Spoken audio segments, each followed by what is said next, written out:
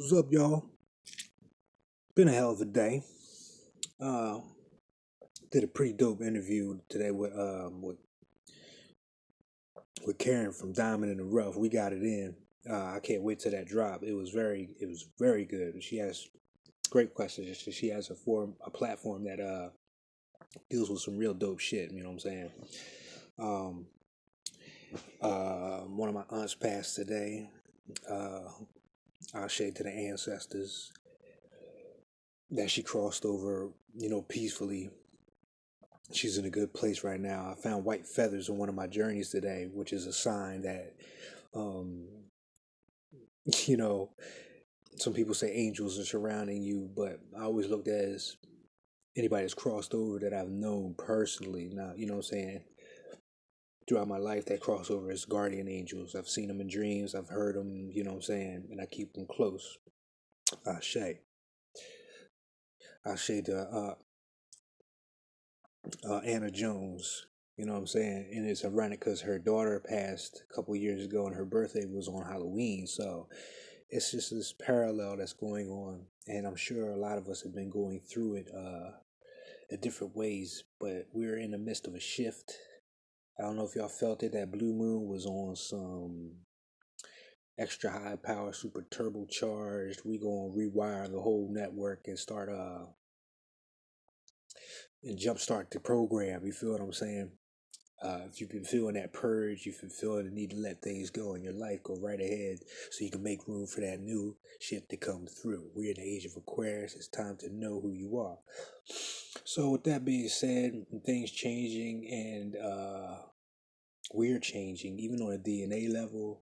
Scientists have found new organs in the throat that weren't there before. You know what I'm saying? Either they missed it and they were that incompetent, or there's something mutating within us, which I would like to. I tend to lean that way. You know what I'm saying? Because it's that time. Um, so I've been sitting here all day talking to my aunt and my ancestors as if they're here because they are. You know what I'm saying? Just in a different form.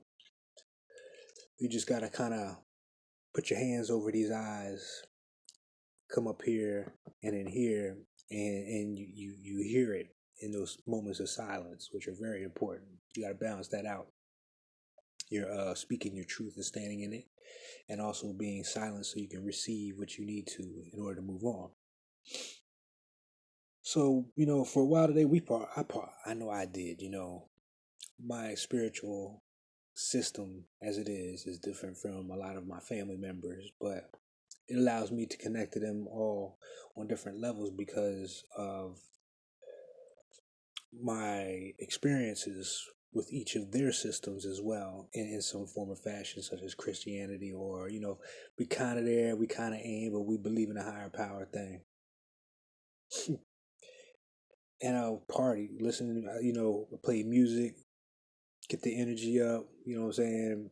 About to take a shot, put it on the altar. I'm sitting here in front of the altar now. I just got finished doing some meditation and whatnot, clearing out anything that don't belong there, and being real with myself and what I need to do in the next phase of my development. And I encourage everybody to do the same because it's about to get. If it wasn't lit before, it's about to get lit now. You know what I'm saying? We here at election day. I'm doing this on the 3rd, really, early morning. But I want to talk about spirituality again and what that is because it came up tonight in the interview.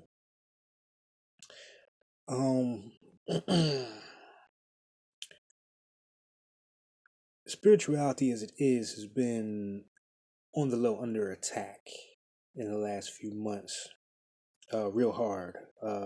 You'll see certain people who are on YouTube and whatnot coming under fire from all these haters or whatnot, and you'll have these knockoffs who want to sell you a system of conduct, of things you must do in order to achieve this and that, and you have to be initiated into this and that, and this is just really not the case.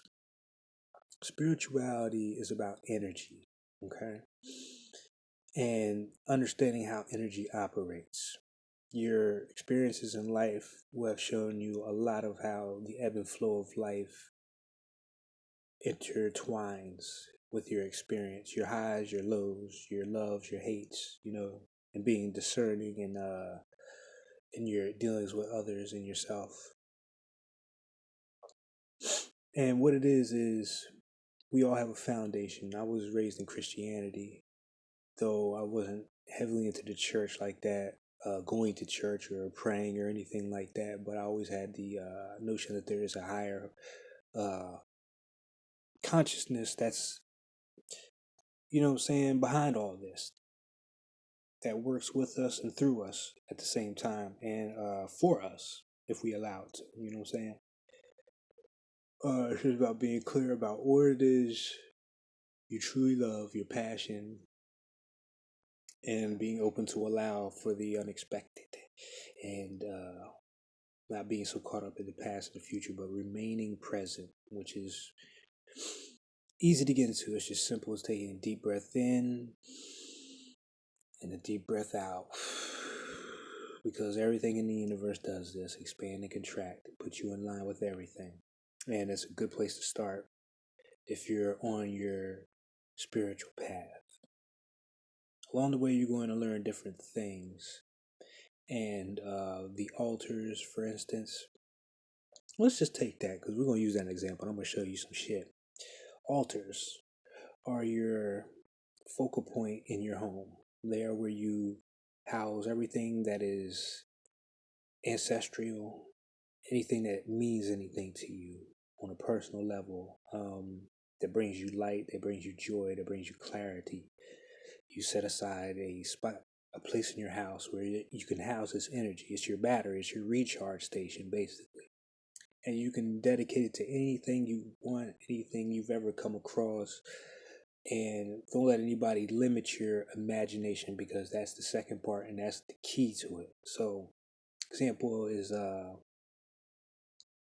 let's say you're studying a certain pantheon, such as in Egypt, for example. You know what I'm saying? You'll see a lot of people who have different systems and things that have worked in the past, but that's not the case anymore. And just think of it as a parent would with a child. You don't want your child to do the same things that you did. You want your child or your next of kin and generations to come to do better than you did. And that's what generations that came before us, on a high vibration, mind you, that would wish for us. They don't want us to go back building pyramids again like we did, or dressing the same way, or going back to anything. It's about taking what they left and using your imagination and your insight, your wisdom, all your gifts in order to make your spiritual system 100% authentically, uniquely yours. Once again, I use that analogy with the pizza. You know what I'm saying? If you haven't seen the videos before, your spiritual system should be like pizza. Most people like pizza, right? Let's just say everybody does. The foundation is the crust, which is connecting you to the greater conscious community, the global universal family kind of thing. Some people don't like sauce, some people do. Some people don't like cheese, some people do. Some like provolone, some like different Swiss or whatever. Some people don't like anchovies, some people do.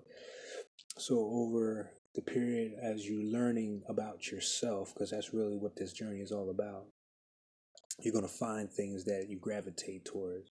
And it's important that you also remember what it is you truly loved as a child, because in those times you were very close to the source. You weren't indoctrinated like we are when we get older, as far as what you need to do: go to school, get married, picket fence, blah blah blah.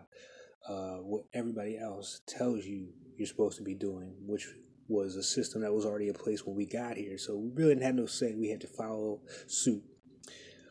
But then there comes a time when you gotta stand on your own as far as what you value, how you see life, and what it means to you, and your purpose and place in it.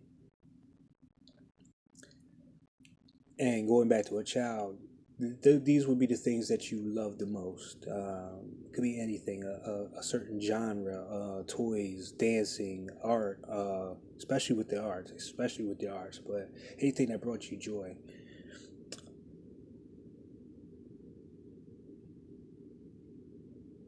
Okay, it's still recording. My bad. An example of that. Let's get to it. This is my altar right here, and as you see on my altar, I got goddamn Transformers. Not only is it one of my favorite genres, if not my favorite, next to like the Turtles and all that, because I love comics and I love just anything outside of the box, but it was the whole slogan behind it: more than meets the eye. And that is very true in life. There's always more than meets the eye. There's always more behind what you see, and the ability to change from one state to another, to be able to transform yourself was enough. And these archetypes all have different personalities and characteristics, much like an Egyptian pantheon or an Orisha, the Palos, you name it, the Celtics. You go anywhere and there's a pantheon that represents different energies. Say like Megatron and Prime, this is your uh, Horus and Set, or it could be your Osiris and Set. You know what I'm saying?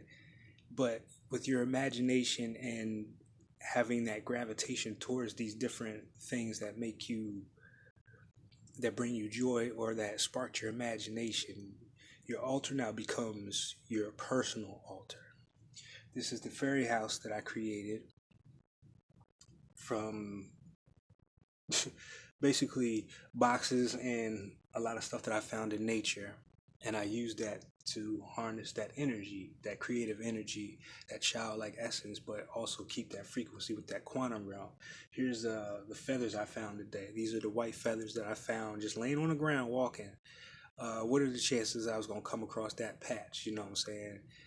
So that lets me know that there's something else at work that's talking.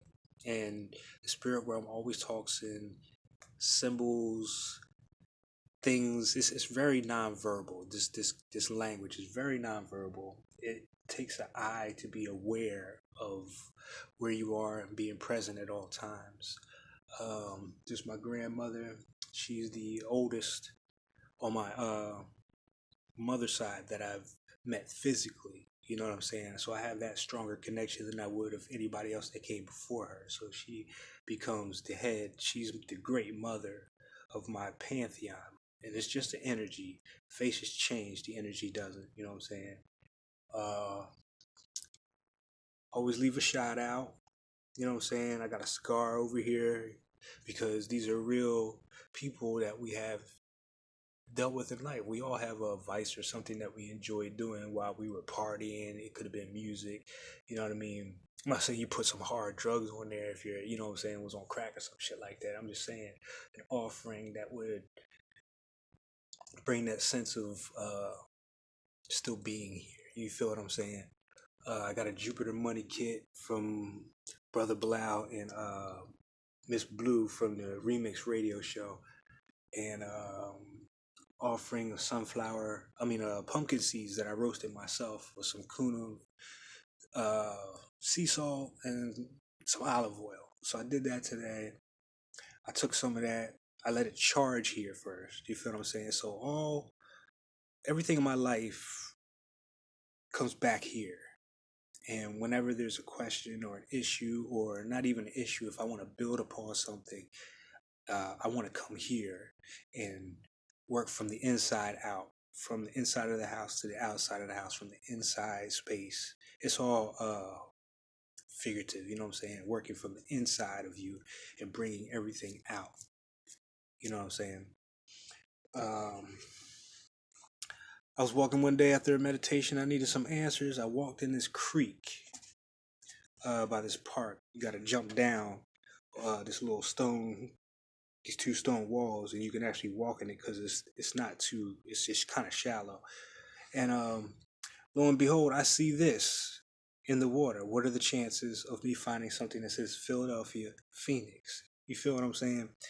These are how spirit talks to you And the more you become cognitive of how the language speaks to you personally, you'll start to see these signs, and you'll start to get the guidance, and you'll get the confidence to as well, because these are your gifts, these are your questions, these are your intentions being thrown out there, and these are the answers that come to you. So I bring them to the altar, and it keeps everything in one place, you feel what I'm saying, within the home. And then keeping your house in a certain condition, you're always making sure everything is in order. And even if it's not, it doesn't have to be pristine, but I like to keep it as clean as possible, because that feng shui is some real shit. uh, we deal with enough going outside of our doors. You know what I'm saying? We never know what to expect from the world, especially nowadays. But when you come home, it should be peace. It should be a place where you can recharge and get your clarity back. Having things like this brings you back to that place when you create an altar. Um, and you should add on to it. Every so often, I go out and I'll get pine cones, I'll get acorns and shells, anything I find that strikes me when I see it. I'll bring it back and put it on the altar, and I'll meditate, or I'll just, it doesn't mean sitting here and oh, been doing all that.